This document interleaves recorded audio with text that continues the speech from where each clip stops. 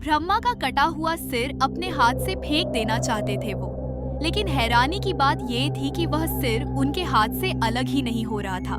देवताओं के बीच हड़कंप मच गया, क्योंकि जिसने ब्रह्मा का एक सिर काट दिया था वो कोई और नहीं, स्वयं महादेव शिव का उग्र अवतार काल भैरव थे।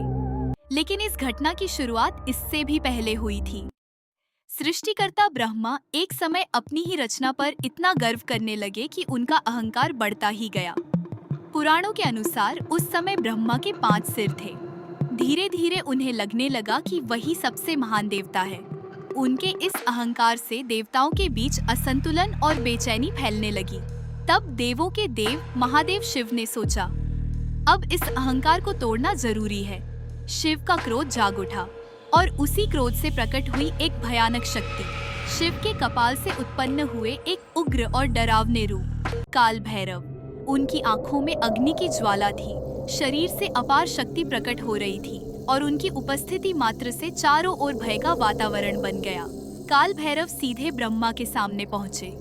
अहंकार में डूबे ब्रह्मा को सबक सिखाने के लिए काल भैरव ने उनका एक सिर अपने नखों से अलग कर दिया। लेकिन जैसे ही उन्होंने यह किया, एक भयानक पाप उनके ऊपर आ गया, ब्रह्म हत्या का पाप। और उसी क्षण से ब्रह्मा का कटा हुआ सिर उनके हाथ से चिपक गया। लाख कोशिश करने के बाद भी वो उससे अलग नहीं हो पाया।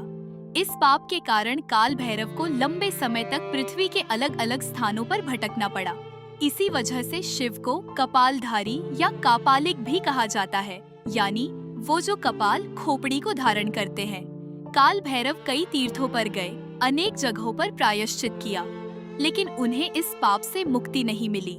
आखिरकार वे पहुंचे एक दिव्य और पवित्र नगरी में, काशी, जिसे वाराणसी भी कहा जाता है।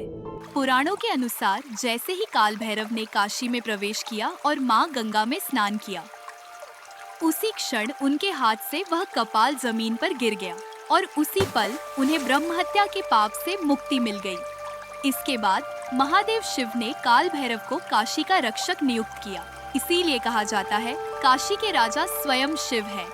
अगर आपको ऐसी ही रहस्यमयी और अद्भुत कहानियाँ पसंद है तो वीडियो को लाइक करें, चैनल को सब्सक्राइब करें और घंटी जरूर दबाएं, ताकि आप कोई भी नई कहानी मिस न करें।